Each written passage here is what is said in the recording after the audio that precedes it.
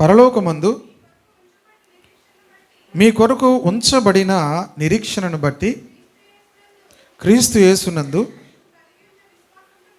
మీకు కలిగి ఉన్న విశ్వాసమును గూర్చియు పరిశుద్ధులందరి మీద మీకున్న ప్రేమను గూర్చియు మేము విని ఎల్లప్పుడూ మీ నిమిత్తము ప్రార్థన చేయొచ్చు మన ప్రభువు యేసుక్రీస్తు యొక్క తండ్రి అయిన దేవునికి కృతజ్ఞతాస్తుతులు చెల్లించున్నాము. 5వ వచనం కూడా చదివాము. మీ యొద్దకు వచ్చిన సువార్త సత్యమును గూర్చిన బోధ వలన ఆ నిరీక్షణను గూర్చి మీరు ఇంతకుముందు వింటిరి. క్రైస్తవ జీవితంలో ప్రాముఖ్యమైనటువంటి 3 విషయాలు చివరి వరకు కూడా మనము రక్షణ అనుభవంలో కొనసాగుతున్నటువంటి ఆ అనుభవంలో మనం చివరి వరకు కూడా ఈ 3 విషయాలు కూడా మన జీవితంలో ఉండాలి. ఒకటి ఏంటి? నిరీక్షణ, విశ్వాసము, ప్రేమ.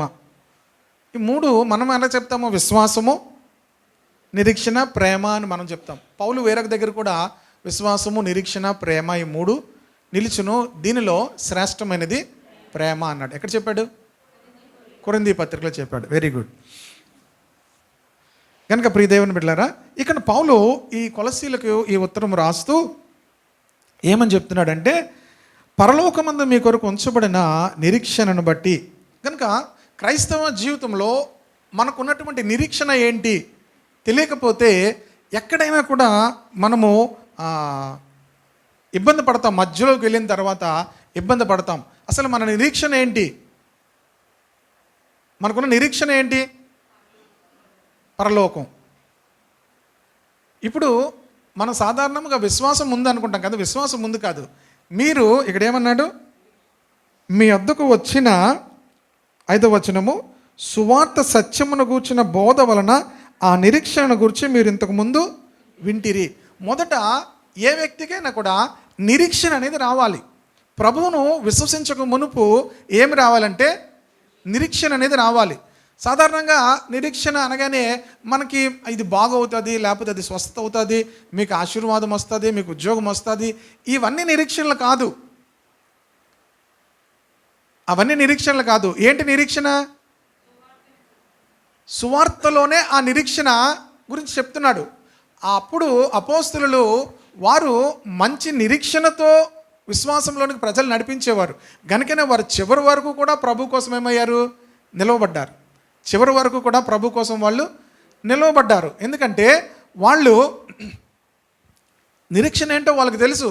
వాళ్ళకి ఉన్న నిరీక్షణ ఏంటో వాళ్ళకి తెలుసు. కనుక వాళ్ళకి మధ్యలో ఎన్ని ఆటంకాలు వచ్చినా కూడా ఈ నిరీక్షణ మమ్మల్ని సిగ్గుపరచదు అన్నారు. హల్లెలూయా. నిరీక్షణ అంటే చెప్పిన తర్వాత నేను మళ్ళీ ముందుకెళ్తాను. నిరీక్షణ ఎప్పుడు కూడా భవిష్యత్తు వైపు చూస్తుంది. నిరీక్షణ ఎప్పుడు కూడా ఏం చేస్తుంది? భవిష్యత్తు వైపు చూస్తుంటుంది. మనకు మహిమ కలిగిన భవిష్యత్తు ఉంది, క్రైస్తవ విశ్వాసము. కనుక ప్రతి ఒక్కరిలో కూడా, ప్రతి మతంలో కూడా విశ్వాసం అనేది ఉంది, నమ్మకం అనేది ఉంది. అయితే క్రైస్తవ నమ్మకంలో ఉన్నటువంటి కొన్ని విషయాలు చెప్తున్నాను. వారికి ఆయా విశ్వాసాలను బట్టి వారు ఆ భక్తుల్లో వారు కొనసాగుతున్నారు. అయితే నిరీక్షణ ఏంటి? ఆ భక్తిలో ఉన్నటువంటి నిరీక్షణ ఏంటి? What is the ultimate? ఆ గోల్, మనం ఎక్కడికి వెళ్తామో. భక్తి అందరికీ ఉంది కనుక క్రైస్తవులకి భక్తి ఉంది. ఆ భక్తిలో గోల్ ఏంటి? చివరికి నిరీక్షణ ఏంటి? ఏమవబోతున్నామో. మనకు మహిమ కలిగిన భవిష్యత్తు ఉంది. దేవునికి స్తోత్రం కలుగును గాక. మహిమ అనేది వాడబారనిది. పేతురు అంటాడు, వాడబారని స్వాస్థ్యం మనకుంది అంటాడు. 1 పేతురు పత్రికలోనే తను రాస్తూ ఏమంటాడంటే, మనకు వాడబారని స్వాస్థ్యం ఉంది అంటాడు. వాడబారని స్వాస్థ్యం ఉంది. కనుక ఆ వాడబారని అక్కడ కూడా ఆ మాట చెప్తాడు. చూడండి, అవన్నీ చూపించాలి, టైం అయిపోద్దేమో. ఇప్పటికే చాలా 1వ అధ్యాయము 3-4 వచనాలు నేను చదివేస్తాను. చూడండి, మన ప్రభువుకు చదువుమా.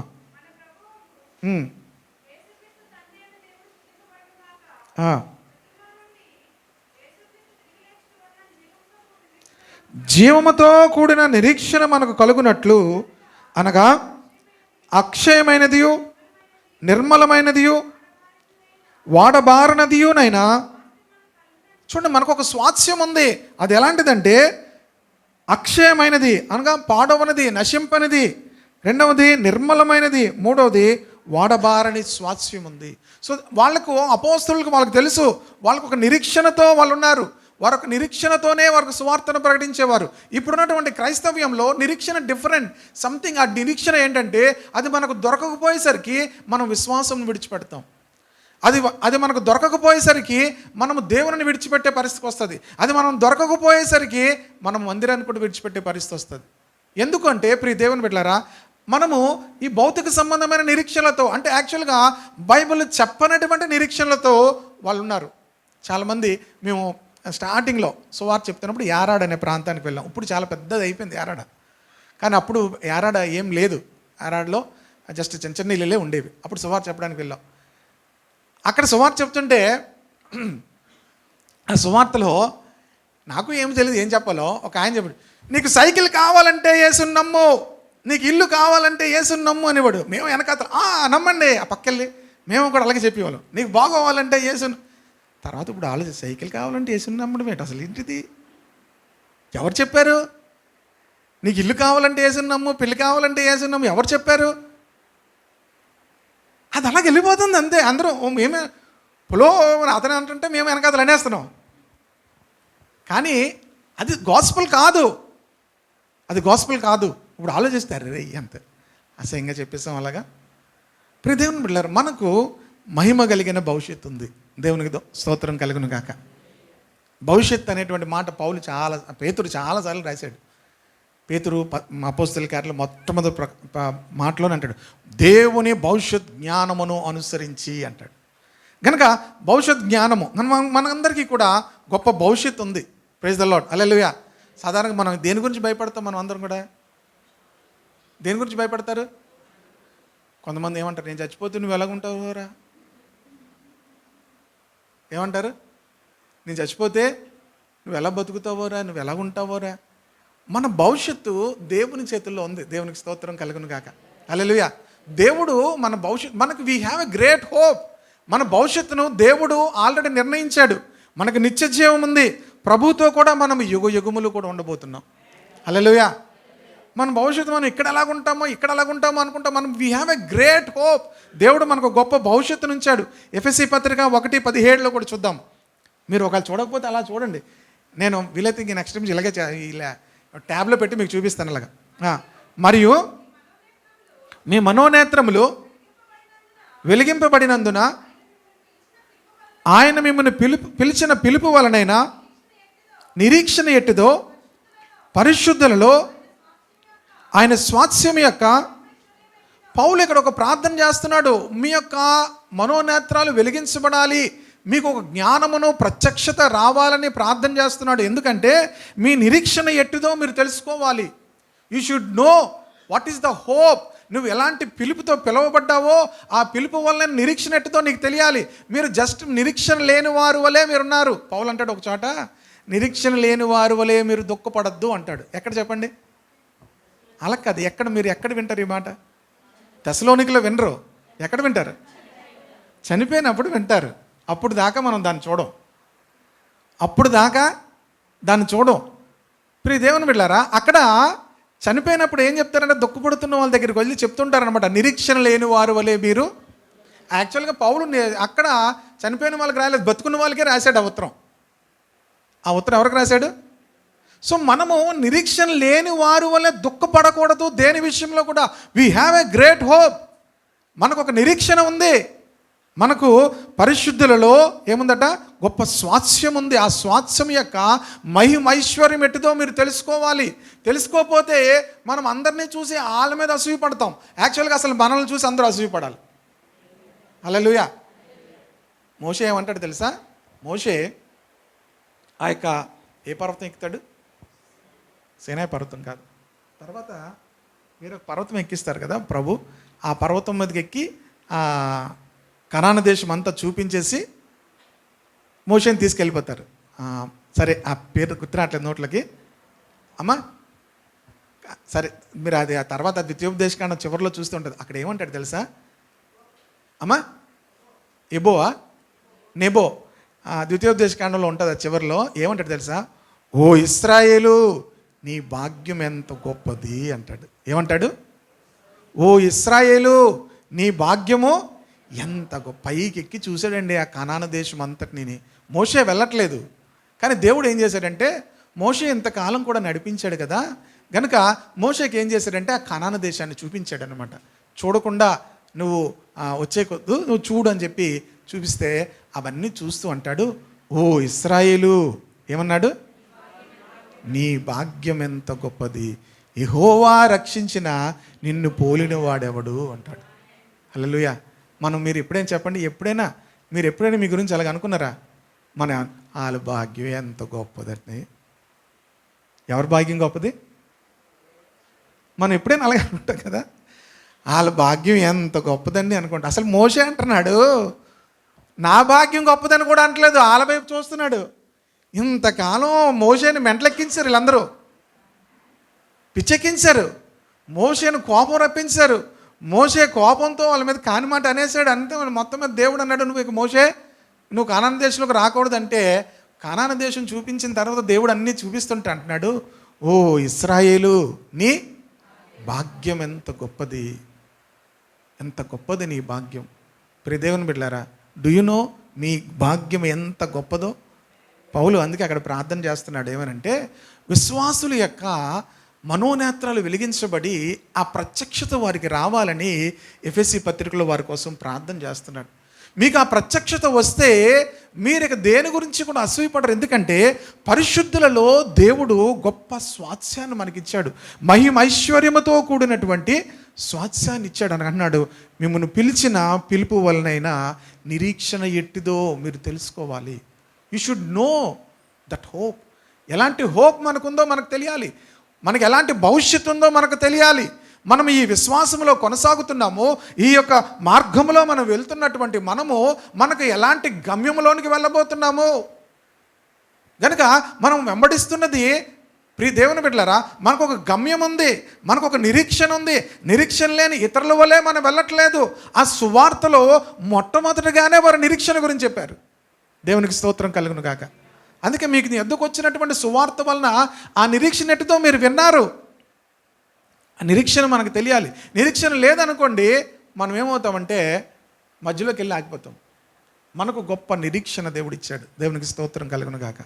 కనుక ఈ నిరీక్షణ గురించి కొన్ని మాటలు చెప్పి నేను ఇంకా వెళ్తాను. చాలా రాసుకున్నాను, మరి అన్నీ చెప్పగలను లేదు తెలియదు. రోమాపత్రిక 8:24 మీరు ఇలా పైన చూసి చదివేయచ్చు, మీరు తీకపోయినా. రోమాపత్రిక 8:24 ఏలయనగా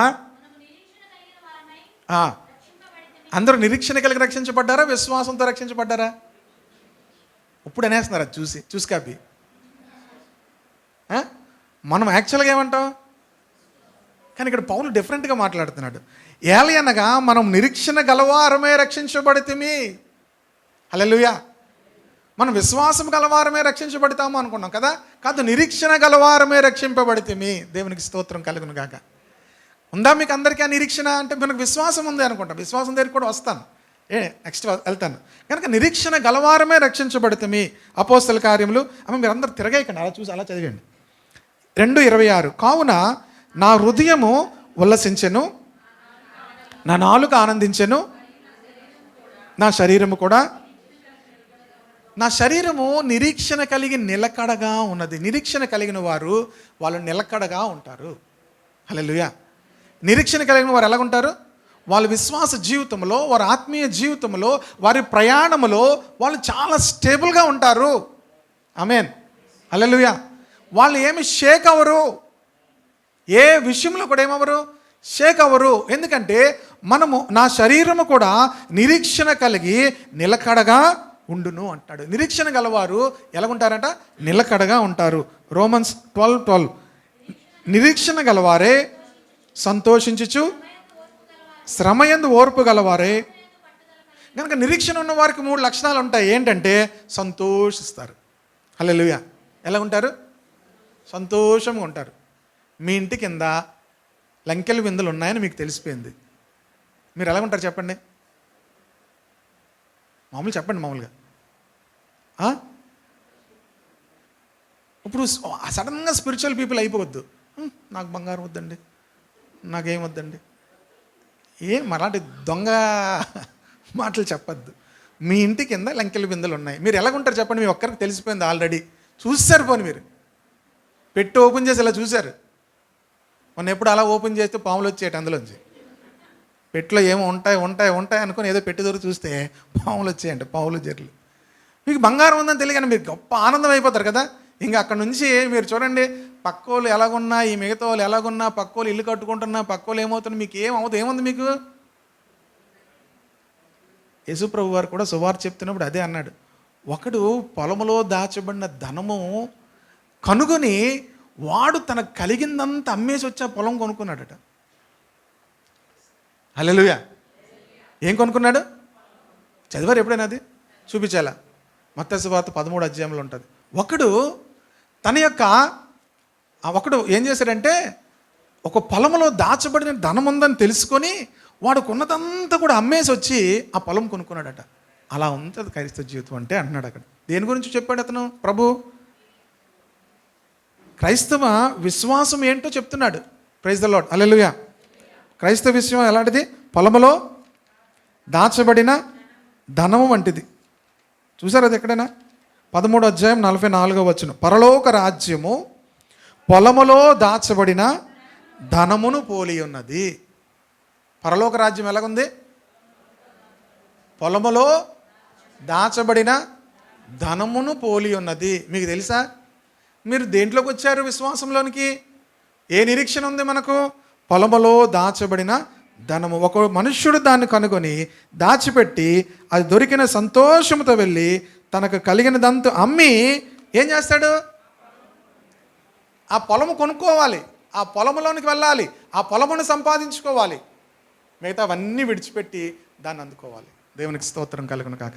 కనుక నిరీక్షణ కలిగిన వారు ఏం చేస్తారంటే ఎల్లప్పుడూ సంతోషముగా ఉంటారు. శ్రమయందు శ్రమలు వస్తాయి. అందరికీ ఎలాగ వస్తాయో మనకి వస్తాయి. కానీ శ్రమలో మనం ఏం కలిగి ఉండొచ్చు? ఓర్పు కలిగిన వారమై ఉంటాము. ప్రార్థన యందు పట్టుదల కలిగి ఉంటాం. శ్రమలు వచ్చినా, ఎలాంటి పరిస్థితులు వచ్చినా ప్రార్థనలో ఏముంటుంది? పట్టు ఉంటుంది. కొంతమందికి ప్రార్థనలో పట్టు ఉండదు. ప్రార్థన చేస్తుంటారు కానీ వాళ్ళకి ఏముండదు? పట్టు ఉండదు. ప్రియ దేవుని బిడ్డలారా, ప్రార్థనలో పట్టుదల కలిగి ఉండడి. లాస్ట్ వచనం నిరీక్షణ గురించి ఇంక ఎక్కువ చెప్పను. 1 యోహాను పత్రిక 3:2. ప్రియులారా, ఇప్పుడు మనము దేవుని పిల్లలమై ఉన్నామో, ఇక ఏమవుదుమో ఇంకా ప్రత్యక్షపరచబడలేదు కానీ ఆయన ప్రత్యక్షమైనప్పుడు ఆయన ఉన్నట్టుగానే ఆయన యందు ఈ నిరీక్షణ పెట్టుకున్న ప్రతి వాడును ఆయన పవిత్రుడై ఉన్నట్టుగా తన్ను పవిత్రునిగా చేసుకును. You have hope. ఏంటంటే ఆయన ప్రత్యక్షం కాబోతున్నాడు. హల్లెలూయా. ఆయన ప్రత్యక్షం కాబోతున్నాడు. యేసు ప్రభు మరలా ప్రత్యక్షం కాబోతున్నాడు. యేసు ప్రభు మొదటి ప్రత్యక్షతకు ముందే ఎన్నో సంవత్సరాల క్రితమే యేసు ప్రభు ప్రత్యక్షం కాబోతున్నాడు అని ముందుగా చెప్పారు. అలాగే ఆయన రెండోసారి ప్రత్యక్షం కాబోతున్నాడు, రెండోసారి కూడా ఆయన రాబోతున్నాడు. ఆయన అలాంటి నిరీక్షణ కలిగిన ఉన్నాడు. ఆయన యందు ఈ నిరీక్షణ పెట్టుకున్న ప్రతి వాడును ఆయన పవిత్రుడై ఉన్నట్టుగా తను పవిత్రునిగా చేసుకుంటాడు. నిరీక్షణ కలిగిన వాడు ప్రభు ఎలా పవిత్రమైన వాడో తను కూడా అలాగే పవిత్రునిగా కాపాడుకుంటాడట. హల్లెలూయా. హోప్ అనేది మన జీవితాల్లో చాలా మార్పుని తీసుకొస్తుంది.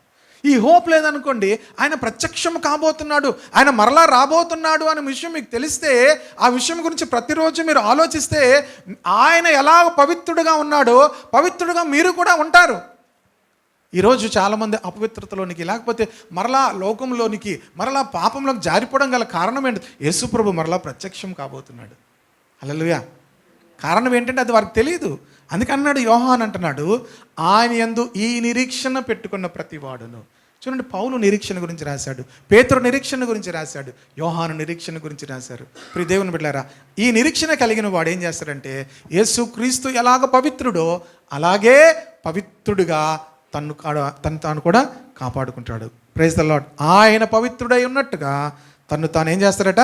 పవిత్రునిగా చేసుకుంటాడు. Praise the Lord. Hallelujah. This is the hope. Hope కలిగిన వారి జీవితాలు, నిరీక్షణ కలిగిన వారి జీవితాలు ఎలాగ ఉంటాయి? నిలకడగా ఉంటాయి. ఎల్లప్పుడూ సంతోషంగా ఉంటారు. శ్రమలో ఓర్పు కలిగి ఉంటారు. అంతేకాదు ప్రార్థనలో పట్టుదల కలిగి ఉంటారు. అంతేకాదు ప్రభు పవిత్రుడు గనక ప్రభువు నేను చూడబోతున్నాను, ప్రభు మరలా ప్రత్యక్షం కాబోతున్నాడు గనక నేను కూడా పవిత్రుడిగా ఉంటాను. హల్లెలూయా. ఈ నిరీక్షణ ఇవన్నీ కూడా మన జీవితాల్లో కలిగిస్తుంది. ఆమేన్. ఈ నిరీక్షణ కలిగి మనం యేసుక్రీస్తునందు విశ్వాసం ఉంచాము. అర్థమవుతుంది? ఇక్కడ కొలస్సీ పత్రికలో ఏమంటున్నాడు? పరలోకమందున్న మీ కొరకు ఉంచబడిన నిరీక్షణను బట్టి క్రీస్తు యేసునందు మీకు కలిగిన విశ్వాసము అంటున్నాడు. So we have a hope. మనకు ఒక నిరీక్షణ ఉంది. ఆ నిరీక్షణను బట్టి యేసుక్రీస్తునందు ఏం చేసాము అంటే అక్కడికి వెళ్ళాలంటే, ఆ స్వాస్థ్యం పొందుకోవాలంటే, ప్రియ దేవుని బిడ్డలారా, ప్రభు వచ్చినప్పుడు ప్రభువుని ఎదుర్కోవాలంటే మనకేముండాలి? యేసుక్రీస్తునందు విశ్వాసం ఉండాలి. Praise the Lord. హల్లెలూయా. ఇక్కడ మీకు ఒకటి రెండు ఎగ్జాంపుల్ చెప్తాను. సాధారణంగా మనుషులు చెప్పేది ఏంటంటే, నువ్వు విశ్వసిస్తే క్షేమంగా ఉన్నట్టే. అయితే స్పష్టమైన ప్రశ్న ఏంటంటే, దేనిలో విశ్వాసము? విశ్వాసం ఇస్తే క్షేమంగా ఉన్నట్టే, కానీ దేంట్లో విశ్వాసం? దానికి సమాధానం నమ్ము, అంత మట్టుకు చాలు. నమ్ము, నమ్మిక. దేంట్లో నమ్మిక ఉంచాలి? దేంట్లో విశ్వాసం ఉంచాలి? ఒక సువార్థికుడట, జార్జ్ వైట్ఫీల్డ్ గారు, గొప్ప సువార్థికుడు. ఆయన ఒక వ్యక్తిని ఓ ప్రశ్న అడిగాడట. అది కూడా మీకు చూపిస్తాను చూడండి. నువ్వు దేన్ని నమ్ముతున్నావు అని అడిగాడట. దేన్ని నమ్ముతున్నావు అంటే ఆ మనిషి వచ్చానటంట, నా సంఘం దేన్ని నమ్మితే నేను దాన్నే నమ్ముతాను అన్నాడు. జాగ్రత్తగా వినండి ఈ మాట. జార్జ్ వైట్ఫీల్డ్ అనేటువంటి ఆయన చాలా గొప్ప సువార్థికుడు అనమాట. జాన్ వెస్లీ గారు, జార్జ్ వైట్ఫీల్డ్ గారు ఇద్దరు కూడా సమకాలికలో గొప్ప పరిచయం చేసినటువంటి గొప్ప దేవుని సేవకులు. ప్రియ దేవుని బిడ్డలారా, అతను ఒక వ్యక్తిని అడిగాడు, నువ్వు దేనిని నమ్ముతున్నావు? ఇప్పుడు నేను కూడా మిమ్మల్ని దేన్ని నమ్ముతున్నావు అని అడిగితే ఏం చెప్పాలి? మీకు ఏం తెలుసు అని ప్రశ్న వేసుకోండి. అతను అన్నాడంట, మా సంఘము దేన్ని నమ్మితే నేను దాన్నే నమ్ముతాను. అయితే మీ సంఘం దేన్ని నమ్ముతుంది అన్నాడు. నేనేం నమ్ముతానో అదే నా సంఘం కూడా నమ్ముతుంది అన్నాడు. ఏమన్నాడు? నేనేం నమ్ముతున్నానో దాన్నే మా సంఘం కూడా. సో ఇప్పుడు మీ ఇద్దరూ కలిసి ఏం నమ్ముతున్నారు? అందుకు మేమిద్దరం ఒకే దాన్ని నమ్ముతున్నాం అన్నాడట. మీకు అర్థం? నేను నిన్ను చదువుతుంటే ఈ మాట. ఇప్పుడు ఏం చెప్పాడు? ఇంతకీ ఏమి నమ్ముతున్నాడు? సంఘం ఏది నమ్మితే అది నమ్ముతున్నాను అన్నాడు. అది మీ సంఘం ఏమి నమ్ముతుందంటే నేనేది నమ్ముతున్నానో సంఘం అదే నమ్ముతుంది అన్నాడట. సరే మీ ఇద్దరు ఏమి నమ్ముతున్నారంటే మీ ఇద్దరం ఒకే దాన్ని నమ్ముతున్నాం అంటే యాక్చువల్గా ఏంటంటే, కొంతమందికి ఆన్సర్ తెలియకపోతే ఇలాగే చెప్తుంటారు. కొంతమంది వాళ్ళకి ఆన్సర్ తెలియకపోతే ఏం చేస్తారు? వాళ్ళు సమాధానం తన దగ్గర లేదు కనుక ఏమంటున్నాడు? ఆన్సర్ లేదు తన దగ్గర కనుక ఏదో చెప్తున్నాడు. మా సంఘం మా పాస్టర్ గారు ఏదైతే మేము అదేనండి. మా పాస్టర్ గారు ఎక్కడికి వెళ్తాం, మీ పాస్టర్ గారు ఎక్కడికి వెళ్తారండి, మేము ఎక్కడికి వెళ్తే పాస్టర్ గారు ఎక్కడికి రండి. మీ ఇద్దరు ఎక్కడికి వెళ్తున్నారు? మీ ఇద్దరం ఒకే దగ్గరికి వెళ్తున్నాం. కానీ ఎక్కడికి వెళ్తున్నారో, ఏం నమ్ముతున్నారో తెలీదు. ప్రియ దేవుని బిడ్డలారా, విశ్వాసం అనేది ఒక మానసిక సమ్మతి కాదు. విశ్వాసము ఉద్వేగ సంబంధమైనది కాదు. విశ్వాసం అంటే యేసుక్రీస్తుకు మన జీవితాలు సమర్పించుకోవడం. హల్లెలూయా. ఈ డెఫినేషన్లోనికి నేను ఒక బుక్ చదువుతున్నాను అనమాట. ఆ బుక్లో ఈ డెఫినేషన్ అందుకే రాసుకున్నాను. ఈ డెఫినేషన్లోనికి రాలేదు మనం. నమ్ము చాలు. అందరూ ఏం చేస్తున్నాం? మన ఒక ఎవరో సిస్టర్ చెప్తున్నారు, ప్రెగ్నెన్సీ రాలేదు, లేకపోతే రెండో ప్రెగ్నెన్సీ కోసం నమ్ము. ఓకే, ప్రెగ్నెన్సీ అయిపోయింది, పిల్లలు పుట్టిసాడు, అయిపోయింది. చర్చకు వస్తారా? లేదా దేవుని దగ్గరికి వస్తారా? లేదు, నమ్ము. ఏం నమ్ము? ఎంతవరకు నమ్ము? గర్భఫలం రావాలి అంతే. కానీ యాక్చువల్ విశ్వాసం ఏంటంటే యేసుక్రీస్తుకు సంపూర్ణంగా మనం సమర్పించుకోవడం. హల్లెలూయా. యేసుక్రీస్తుకు మన జీవితాలు ఏం చేయడం? Is the lord. యేసుక్రీస్తు ఆయన ప్రభువు అయి ఉన్నాడు. నీ నోటితో ఆయనను ప్రభువు అని ఒప్పుకోవాలి. ఈ షుడ్ బి లార్డ్. ఆయన నీ జీవితానికి ప్రభువు అయి ఉండాలి. మన అందరిలో కూడా నమ్మకం ఉంటుంది, కానీ ఆయన మన జీవితాలకు ప్రభువు కాదు. మనం ఎప్పుడైతే ఆయనకు సమర్పించుకుంటామో ఆయన మన జీవితాలకు ప్రభువు అయి ఉంటాడు. హల్లెలూయా. ప్రభువు అయి ఉన్నప్పుడు ప్రియ దేవుని బిడ్డలారా, దీని గురించి ఒక జాన్ జీ పేటన్ అనేటువంటి ఒక మిషనరీ బైబిల్ గ్రంథాన్ని ఇవన్నీ బాగున్నాయని రాసుకున్నాను. అందుకే మీకు అన్ని చూపిద్దామని తెచ్చాను. మీకు తర్జుమా చేస్తున్నప్పుడు విశ్వసించు అనే పదానికి ఖచ్చితమైన పదం కోసం వెతికాడట. చివరకు దానికి అనుకున్నాడు ఏమనంటే, ఆ మాటకు అర్థం నీ బరువంతా మోపు. ఏముంది విశ్వసించడం అంటే? రక్షించే విశ్వాసం అంటే అదే నీ బరువంతా యేసుక్రీస్తు మీద మోపుట. ఇలాంటి డెఫినేషన్ మనం ఇప్పుడే విన్నామా? నీ బరువంతా యేసుక్రీస్తు మీద మోపడం, నిన్ను నువ్వు పూర్తిగా దేవునికి సమర్పించుకోవడము, నీ బరువంతా ఏం చేయాలి? యేసుక్రీస్తు మీద మోపాలి. అప్పుడు మీకు ప్రాణానికి విశ్రాంతి దొరుకుతుంది. చాలామంది ప్రాణాలకు ఏముండదు చెప్పండి? నెమ్మది లేదండి అంటారు, విశ్రాంతి లేదండి అంటారు. ఎందుకు లేదు? ఎప్పుడు మీకు విశ్రాంతి వస్తుంది చెప్పండి? ఎప్పుడు మీరు విశ్రాంతి తీసుకుంటారు? మంచం మీదకి ఎక్కినప్పుడు విశ్రాంతి అనుకుంటారు, అప్పుడే స్టార్ట్ అవుతుంది నడువు నొప్పి, కాలు నొప్పి. ఏంటి మీకు ఈ సంగతి నాకు తెలియదు, కానీ మరి నాకు అలాగే ఉంటుంది. ఇప్పుడు అంతా ఏమంటారు దాన్ని, గుర్రంలో తిరుగుతాం ఉదయం అంతా, ఇంకా లాస్ట్ ఇంక పడుకోవడానికి వెళ్దాం అనుకునేసరికి అబ్బా అప్పుడే స్టార్ట్ అవుతాయండి, కాళ్ళు లాగేస్తాయి, నడువు నొప్పి వస్తుంది, తలనొప్పి వస్తుంది. ఇప్పుడు దేవుని బిడ్డలారా, మరి మీకు సంగతి నాకు తెలియదు.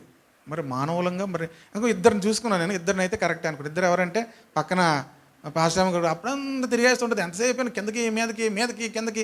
బట్టలు 11 గంటలకు బట్టలు ఆరేస్తానంట, లేదా బట్టలు తెస్తానంటది, ఎందుకు అప్పుడు స్టార్ట్ చేస్తాయండి, కాళ్ళు లాగేస్తాయి అంట, తలనొప్పి వచ్చేస్తుంది అంటది. ఎప్పుడు మనకి కనీసం బెడ్ మీదకి వెళ్ళినప్పుడు కూడా మనకు విశ్రాంతి దొరకదేమో. ఒక్కోసారి రాత్రంతా నిద్ర లేదు అన్న సందర్భాలు కూడా ఉంటాయి.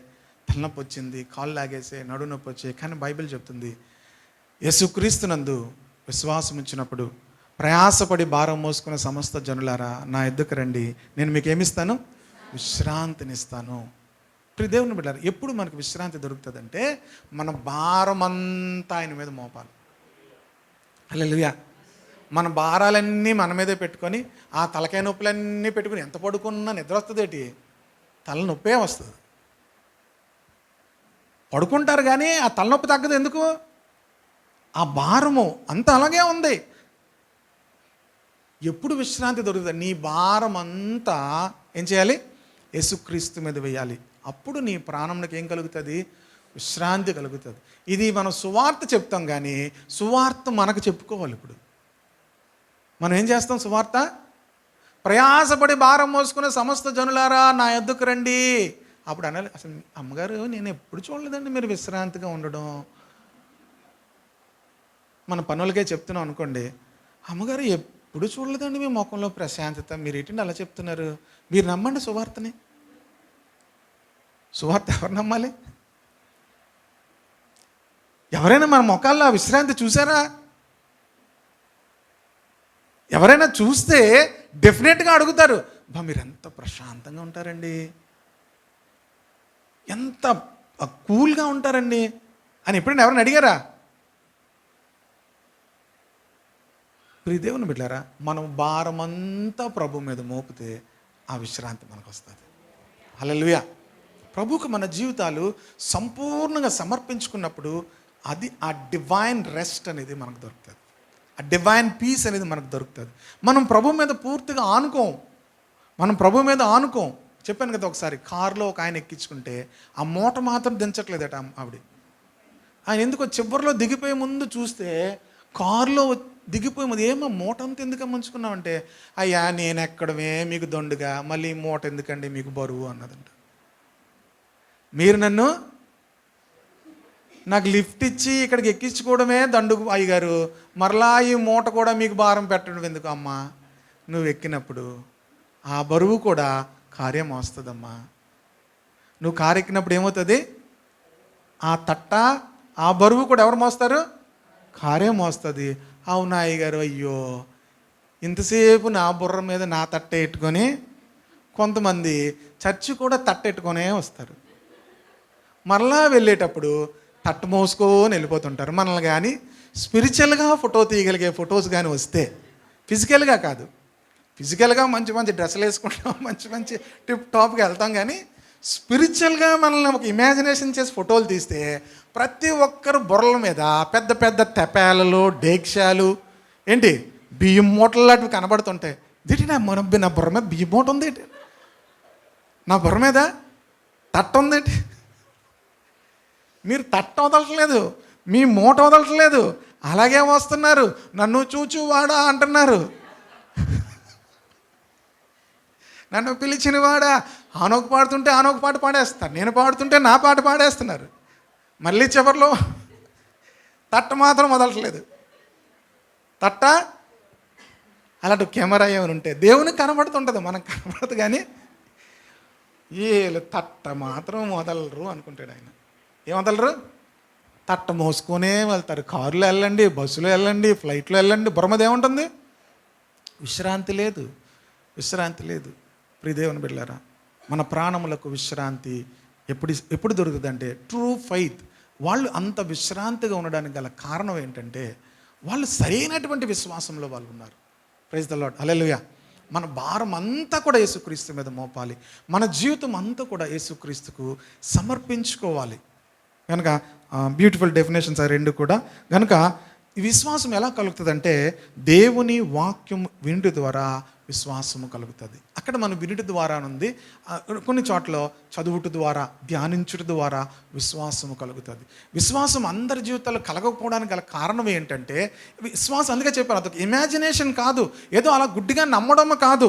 వాక్యము చదువుతున్నప్పుడు నీకు సరి అయినటువంటి విశ్వాసము కలుగుతుంది. వాక్యం వింటున్నప్పుడు నీకు సరి అయినటువంటి విశ్వాసము కలుగుతుంది.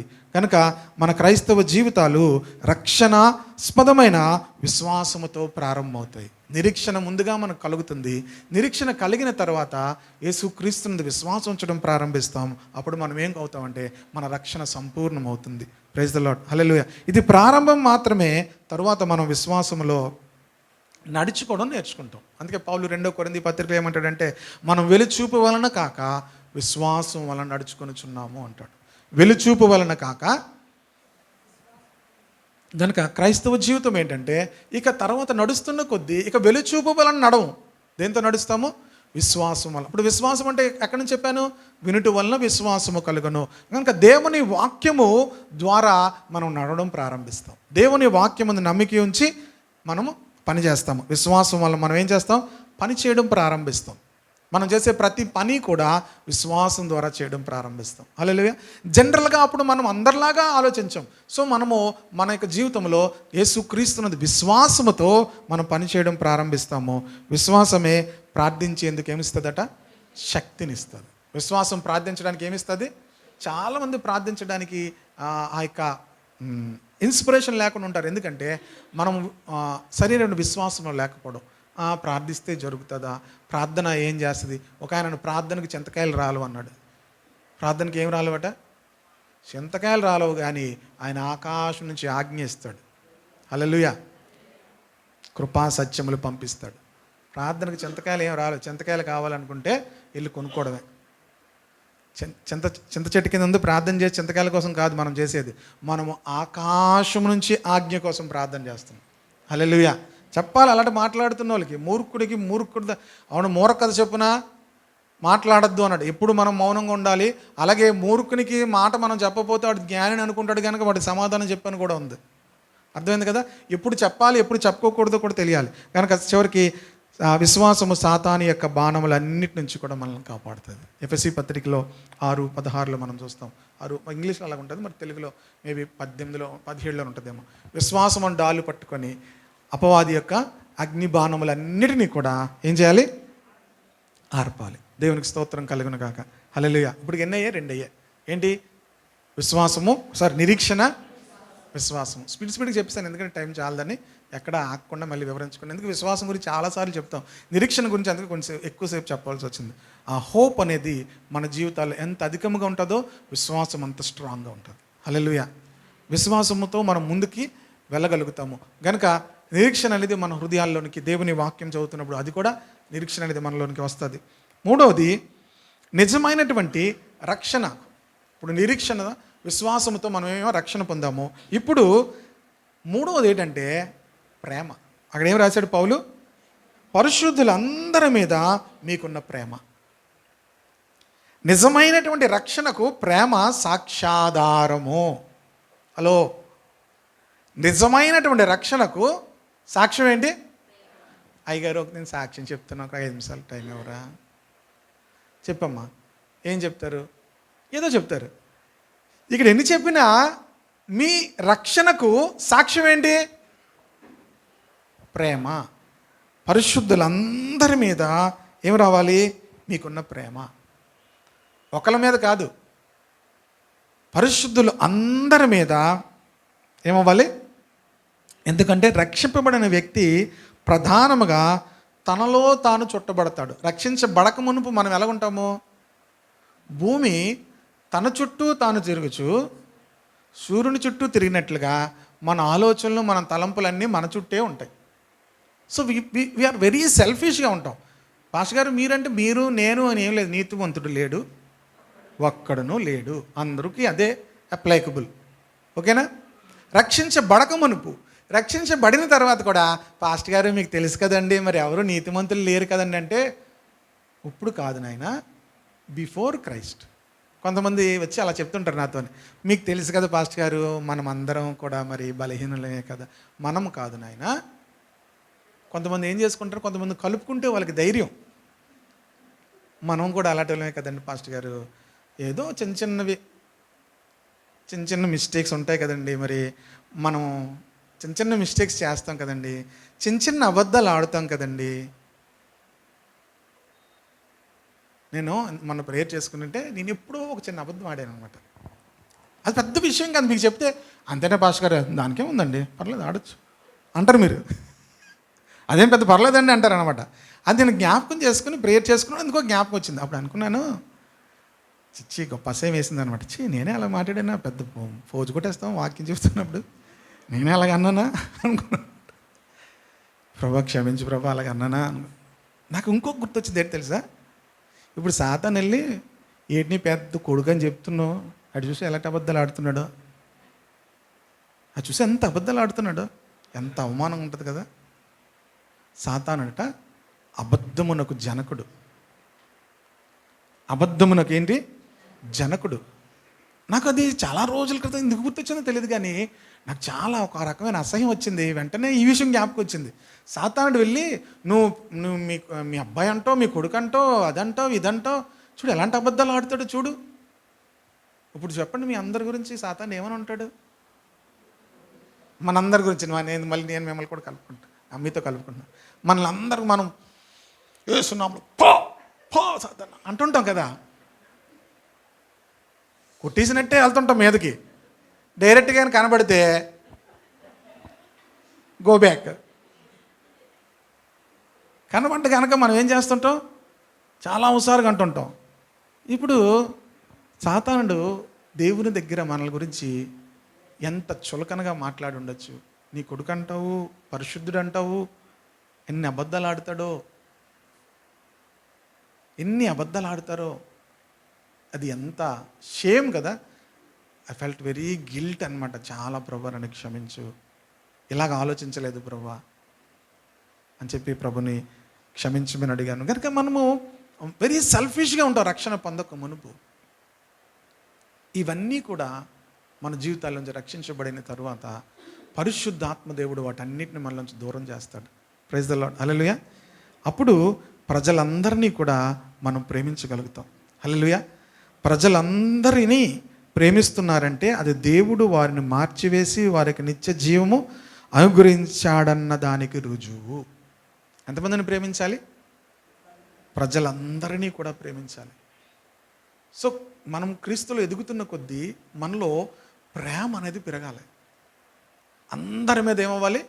ప్రేమ పెరగాలి. కనుక క్రైస్తవ ప్రేమ మనకే మనము తయారు చేసుకునే తోడు లేని భావన కాదు, కానీ అది మన హృదయాల్లో పరిశుద్ధాత్ముడు చేసే పని. మనకు మనం ఇప్పుడు నేను ప్రేమించండి అని చెప్పాను అనుకోండి, ఇంక మొత్తం మీద పాస్టర్ గారు అత్తమాడికి చెప్తున్నారు కదా, ప్రైజ్ లాడమ్మా, ప్రైజ్ లాడ్, బాగున్నారా అడగాలి అని నేను చెప్తాను, బాగున్నారా. ఇది బలవంతంగా ఇప్పుడు అస్తమాటికి చెప్తారు పాస్టర్ గారు, సరే ఒక నిమిషం ఆగి, బాగున్నారా పిల్లలు బాగున్నారా, ఓకే. ఇది బలవంతంగా చేసేది కాదు, హృదయాల్లో పరిశుద్ధాత్ముడు చేసే పని. హల్లెలూయా. మన హృదయాల్లో పరిశుద్ధాత్ముడు ఏం చేస్తాడు? పని చేస్తాడు. ఆత్మ దయచేసిన ప్రేమ తమ స్వంత సహవాసాన్ని ఏర్పాటు చేసుకున్న ప్రజలకు మాత్రమే కాదు, పరిశుద్ధులందరినీ కూడా క్రైస్తవులుగా మనం దేవుని యొక్క విస్తారమైన ప్రేమను గ్రహించి పరిశుద్ధులందరితో కూడా పంచుకోవాలి. హల్లెలూయా. మనం ఏదో మన యొక్క సొంత ఏర్పాటు చేసుకున్నటువంటి సహవాసాలుతో మాత్రమే కాదు, మన కుటుంబాలతో మాత్రమే కాదు, ప్రియ దేవుని బిడ్డలారా, ప్రజలందరితో కూడా ఈ యొక్క ప్రేమను మనము గ్రహించి వారితో ఆ ప్రేమను ఏం చేయాలి? పంచుకోవాలి. విశ్వాసులు ప్రేమలో పరస్పరం అతుకుబడి ఉండాలి. తర్వాత ఆ ప్రేమ దేవుని యొక్క మహిమకు నిజమైన ఆత్మీయ సహవాసం ఉంటుంది. ఆ బంధము మనలో ప్రేమను ఐక్యంపరుస్తుంది. ప్రేమ ఐక్యత అన్నది బయట నుండి ఒత్తిడి ఫలితముగా సంభవించేది కాక, ఐకమత్యము ప్రేమ అనేది అంతరంగంలో కనికరం ఫలితంగా కలుగుతుంది. చూడండి, ఒక వ్యక్తిని చూసినప్పుడు యేసు ప్రభు ఎవరినైనా చూసినప్పుడు వారి మీద ఆయన కనికరపడేవాడట. అప్పుడు కనికరం రాగానే మనకేం కలుగుతుంది? ప్రేమ కలుగుతుంది. వాళ్ళ దగ్గరికి వెళ్తాం. మనుషులను చూడగానే మనకు వాళ్ళ మీద ఏం రావాలి? కనికరము కలగాలి. వాళ్ళు కొన్నిసార్లు కఠినంగానే మాట్లాడతారు, కొన్నిసార్లు మనకు వ్యతిరేకంగానే మాట్లాడతారు, కొన్నిసార్లు మనల్ని దూషిస్తారు. అవన్నీ జరుగుతూనే ఉంటాయి. కానీ అది జరిగిన తర్వాత మనకు కాసేపు బాధ అనిపించినా మరలా వారి మీద కనికరం రావాలి మనకు. That is the love. మరలా వారి మీద ఏం మనకు రావాలి? కనికరం రావాలి. అవని బాగా నొప్పి వస్తే తెలుస్తుంది, బాగా నొప్పి రాని మనం ఏమనుకుంటాం? నొప్పి రాని, మంచి పని అయింది అన్నారా ఎప్పుడైనా? మంచి పని అయింది, భలే జరిగింది అంటుంటాం కదా. ఇది ప్రేమ లేనటువంటి, కనికరం లేనటువంటి విషయాలు. ప్రియ దేవుని బిడ్డలారా, మనకేమవ్వాలి తెలుసా? కనికరం రావాలి హృదయంలో నుంచి. ప్రైజ్ ద లార్డ్, హల్లెలూయా. కనికరము తీర్పును మించి అతిశయపడుతుంది అనే మాట ఉంటుంది. కనుక తీర్పులోంచి దాటిపోతుంది అని ఉంటుంది. యాకోబు పత్రికలో ఉంటుంది, మర్సీ ట్రయంప్స్ ఓవర్ జడ్జ్మెంట్ అనుకుంటారు. కనుక ప్రియ దేవుని బిడ్డలారా, కనికరం అనేది మన హృదయాలనికి ప్రభు కృమ్మరిస్తాడు. ప్రభు యొక్క కనికరంతో నింపబడతాం. ఎవరికైనా ఏదైనా బాగలేదన్నా, ఏదైనా అవసరం ఉన్నా ఆ కనికరముతో అప్పుడు మనం ప్రేమతో ముందుకు కదులుతాం. లేదంటే ఫోర్స్ఫుల్గా ఏదో వెళ్ళాలి. ఏం కొనాలి? పావు కేజీ ద్రాక్ష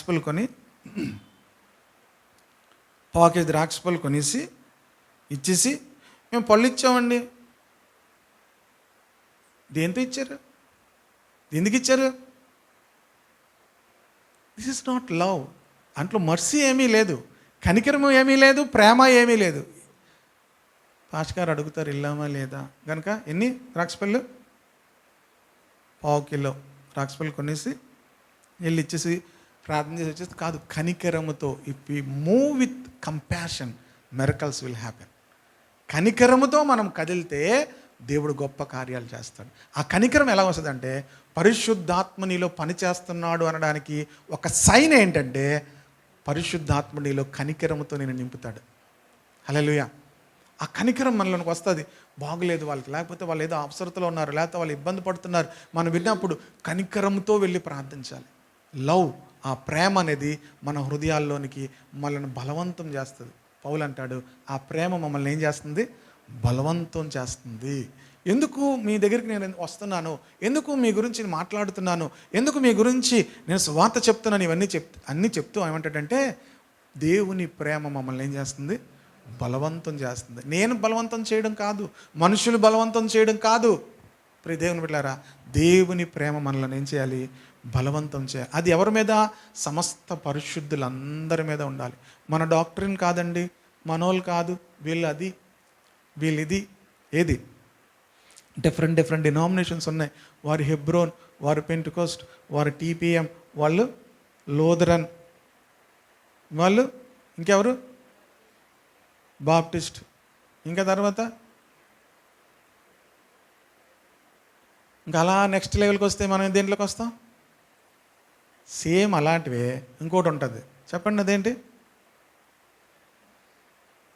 మొన్న ఒక అబ్బాయి ఫోటో పెట్టారు గ్రూప్లో అనమాట, మా పాస్టర్స్ గ్రూప్లో పెళ్లి ఫోటోలు వస్తుంటాయి. ఆ మగ అబ్బాయి పెట్టాడు, బైబిల్ పట్టుకొని ఉన్నాడు అనమాట ఇలాగా. ఇంకో చోటేమో చాలామందికి సువార్త చెప్తున్నట్టు వాళ్ళందరితో కలిసి ఫోటో తీసుకున్నాడు. ఒక అమ్మాయి నాకు చెప్పింది, పాస్టర్ గారు అయినా పర్వాలేదు, పాస్టర్ గారు ఎవరైనా ఉంటే చూడండి. నాకు భలే నచ్చేసాడు. నచ్చేసి నేను వెంటనే ఫోన్ చేశాను. వాళ్ళ అమ్మగారు ఎత్తారు. వాళ్ళ అమ్మగారు ఎత్తి, అమ్మ మరి బాబు ఏంటమ్మా ఏం చేస్తున్నాడు అన్నీ అడిగిన తర్వాత, అదేనండి అమ్మొచ్చు కానీ ఒక 2 మాత్రం వద్దు, ఆ 2 కాకుండా ఏమైనా ఉంటే చూడండి అన్నది. ఫోన్ పెట్టి మనసులో అనుకున్నాను, ఏంటి 2 కాకుండా చెప్పట్లేదు అదేంటో, ఒక 2 కాకుండా అది ఎవరైనా ఉంటే చూడండి. ఎందుకు నువ్వు బైబిల్ పట్టుకుని ఫోటోలు ఎందుకు ఇట్టావు? మరి బైబిల్ పట్టుకొని మళ్ళీ గ్రూప్ ఫోటో ఒకటి, సింగిల్ ఫోటో ఒకటి, అది పెళ్లి ఫోటోకి. నాకు గొప్ప నచ్చేసాడు. అలాగా నచ్చేసి ఆ అమ్మాయికి అడిగేద్దాం, అందుకని అడుగుదాం చూస్తే ఇది విషయం. ప్రియ దేవుని బిడ్డలారా, వేర్ ఈజ్ లవ్? ప్రేమ ఎక్కడుంది? ఇవన్నీ మనం ఎక్కడ జయించలేని పరిస్థితిలో ఉన్నాం. ఇవన్నీ కూడా మనం కనికరం ఉండాలి. దేవునికి స్తోత్రం కలుగునుగా. హల్లెలూయా. కనికరముతో మనం నింపబడిపోవాలి. ఈ కనికరముతో నింపబడిపోతే ఇవన్నీ పక్కకు పోతాయండి. ఆ కనికర ప్రవాహంలో ఇవన్నీ ఏమవుతాయి? చెత్త అంతా ఏమవుతుంది? పెద్ద వరదలు వచ్చాయనుకోండి, ఉల్కాల్లో చెత్త అంతా ఏమవుతుంటుంది? మొత్తం నీట్గా ఉంటుందండి కాలువ. అప్పుడు లేకపోతే మనది ఎలాగుంటుంది తెలుసా? చెప్పండి. కులికాలువే, చెత్త వెళ్ళదు, అలాగే ఉంటుంది. పెద్ద వరద రావాలి. ఏంటో వరద తెలుసా? కనికరం అనేటువంటి ఆ ప్రవాహం మనలో ప్రవహించాలి. హల్లెలూయా. దేవుని ప్రేమ అనేటువంటి ప్రవాహం మనలో ప్రవహించాలి. పరిశుద్ధాత్ముడు దేవుడు మనలోంచి ప్రవహిస్తేనే ఆ చెత్తంతా మన మనసుల్లో, మన హృదయాల్లో ఉన్న చెత్తంతా కొట్టుకుపోద్ది. ఫ్రెష్గా ఉంటుంది హృదయం. దేవునికి స్తోత్రం కలుగును గాక. తాజాగా ఉంటాం. మన ముఖాలు కానీ, మన హృదయాలు కానీ తాజాగా ఉంటారు. దేవునికి స్తోత్రం కలుగును గాక. హల్లెలూయా. కనుక ప్రియ దేవుని బిడ్డలారా, ఇంక నేను ఆ కిందకి ఏం వెళ్ళలేదు. అలా చదువుతూ ఆ 3 మాటల దగ్గర ఆగిపోయాను. కొలసీ పత్రిక నేను చదువుతూ, మనకు పరలోకమందు ఒక గొప్ప నిరీక్షణ ఉంది. అందుకే ప్రభువైన యేసుక్రీస్తునందు మన విశ్వాసం. అక్కడికి వెళ్ళాలంటే మధ్యలో ఆయన లేకపోతే వెళ్ళలేం. మధ్యలో ఆయన లేకపోతే మనం వెళ్ళలేం. కనుకనే యేసుక్రీస్తునందు మనం ఏం చేస్తున్నాం? విశ్వాసం ఉంచుతున్నాము. ఆ నిరీక్షణలోనికి వెళ్ళాలంటే యేసుక్రీస్తునందు విశ్వాసం ఉంచుతున్నాం. యేసుక్రీస్తునందు విశ్వాసం ఉంచి రక్షించబడినటువంటి మన జీవితాల్లో ప్రేమ ఏమవ్వాలి? ఒక సాదృశ్యం. పరిశుద్ధులు అందరి మీద కూడా ఆ ప్రేమ పుట్టాలి. మేబీ ఒక వ్యక్తి పాపంలో ఉన్నాడని తెలిసినా కూడా మనకు ఆ ప్రేమ మన హృదయంలో పుట్టాలి. ప్రభా వారిని క్షమించు, ప్రభా వారిని రక్షించు, వారిని కూడా మనం అలా ప్రేమించగలగాలి. అలా ప్రేమించగలిగినప్పుడే నువ్వు కరెక్ట్ స్పిరిచువల్ స్టాండర్డ్లో ఉన్నావు. ఆమేన్. హల్లెలూయా. కనుక ఈ 3 క్రైస్తవ జీవితంలో చాలా ముఖ్యమైనది. ఒకటి ఏం చెప్పాను? నిరీక్షణ. 2 విశ్వాసం. 3 ఒక్క ప్రేమ కాదు, పరిశుద్ధులందరి మీద ప్రేమ. దేవునికి స్తోత్రం కలుగును గాక. కనుక ఈ మాటలు మన అందరి వినికిడిలో కూడా దేవుడు దీవించును గాక. ఆమేన్. ఈరోజు ప్రభు యొక్క శరీరము, రక్తము మనం తీసుకోక మునుపు ఈ 3 విషయాలు మన హృదయాల్లో చెక్ చేసుకుందాము. దేవా, thank you Lord. Hallelujah, hallelujah. ఈ 3 విషయాల గురించి మనం ఆలోచిద్దాము. Thank you Jesus, thank you Lord. స్తోత్రం, స్తోత్రం. కళ్ళు మూసుకుందాం అందరం కూడా. ఆయన శరీరము, ఆయన రక్తంలో పాలు భాగస్థులు కాకమునుపు మన నిరీక్షణ ఎలా ఉంది? ఎటువంటి నిరీక్షణతో మనం రక్షించబడ్డాము? ఓ ఇశ్రాయేలు, నీ భాగ్యము ఎంత గొప్పది! యెహోవా రక్షించిన నిన్ను పోలిన వాడెవడు? Thank you lord, thank you Jesus. ఈ లోకంలో మనకు గొప్ప నిరీక్షణ ఉంది. దేవుడు ఆ గొప్ప నిరీక్షణతో మనల్ని నింపాడు. నిరీక్షణ గలవారమే మనం రక్షించబడ్డాము. Thank you Jesus. ఈరోజు ఒకవేళ నీ భక్తికి వెనకాతల ఏముంది అని నువ్వు అనుకుంటున్నావేమో, మహిమ కలిగిన స్వాస్యాన్ని దేవుడు మన కొరకు సిద్ధపరిచించాడు. నిత్యత్వంలో మనం యుగయుగములు కూడా దేవునితో ఉండేటువంటి ఆ గొప్ప భాగ్యాన్ని దేవుడు మనకు అనుగ్రహించాడు.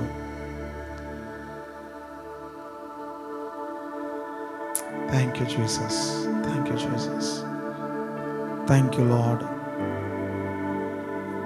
మీ కొరకు ప్రభు యొక్క శరీరము, ప్రభు యొక్క రక్తము సిద్ధపరచబడుచుంటుండగా ప్రతి ఒక్కరూ కూడా కళ్ళు మూసుకొని ప్రార్థన చేసుకుందాము. ఎంత గొప్ప నిరీక్షణ మనము కలిగి ఉన్నామో, మన భాగ్యం ఎంత గొప్పది! యెహోవా రక్షించిన మనల్ని పోలిన వాడెవడు? భూమి మీద నీవు నేను ధన్యులము. Thank you Jesus, thank you.